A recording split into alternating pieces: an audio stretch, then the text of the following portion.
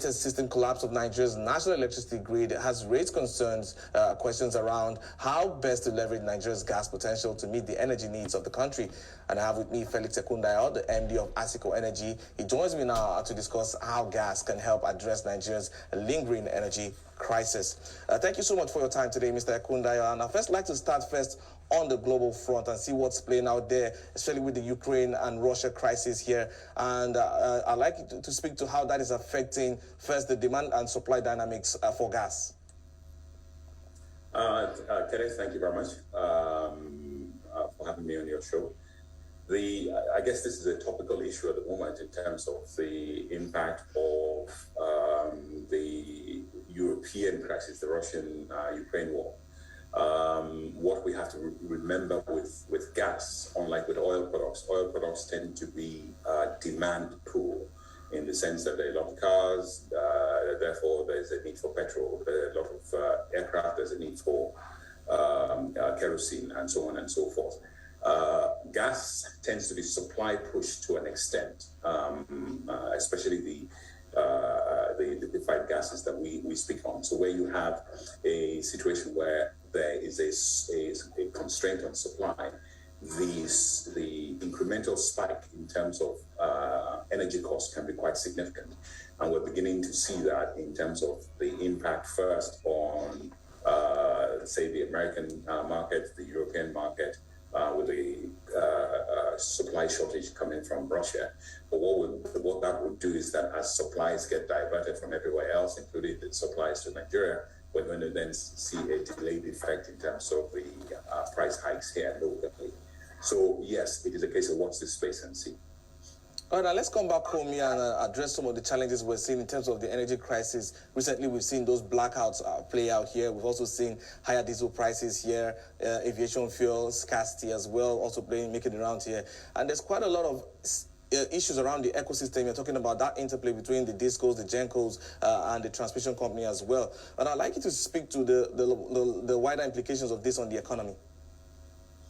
Okay, whether or not one can link the other crisis to the external factors, i.e. Russia, Ukraine, is a little bit doubtful. The diesel supply issue, for example, the pricing we're seeing on the ground here doesn't justify or is not supported by the Russia-Ukraine situation. So they seem to be localized factors which we don't fully understand or appreciate. However, a common refrain tends to be the fact that there's a little bit too much regulation and a clash of regulatory bodies, even on so-called deregulated products. The diesel is deregulated, but so from that point of view, the supply chain should be quite free of hindrance. But what we're seeing, where diesel in some places is being sold as high as 800, 900 naira per litre, there's no justification for that at all based on international pricing.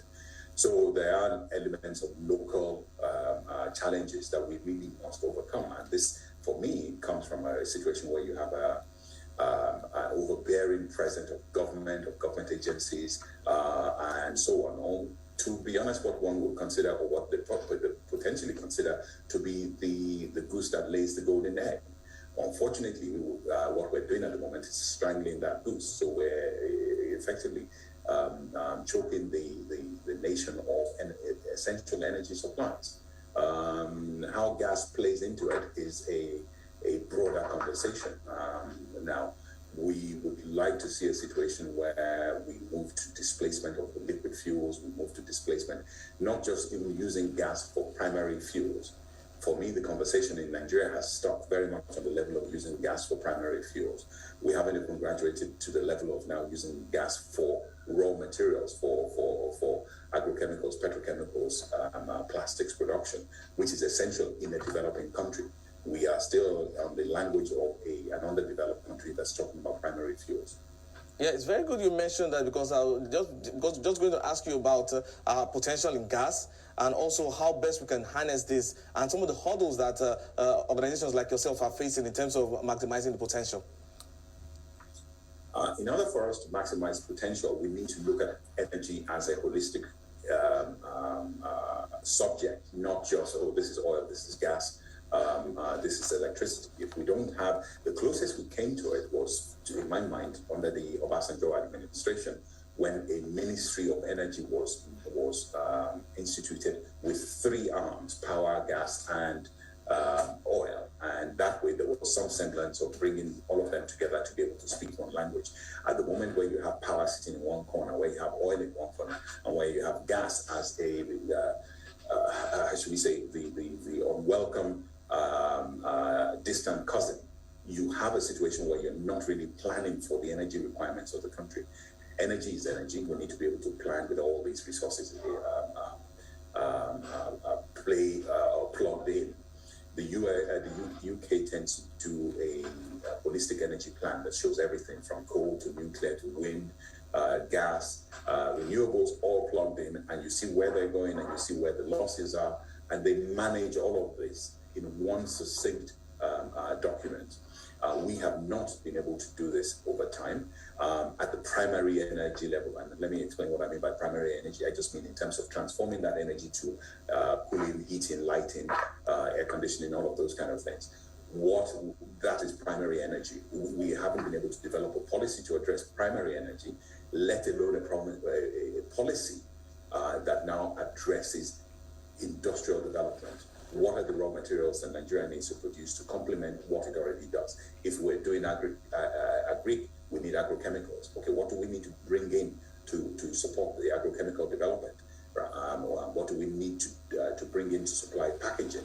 Okay, construction is a big area of the economy and one that we want to grow. What do we need to support that? Plastics, roofing sheets, all of those kind of things that can come out of gas-based industries. So we have overly address these issues with sound bites. We go away somewhere, we hear something at a conference, and we'll bring it back home and just copy and paste. But there's no substance to it in terms of how we plan for it and how we execute on it.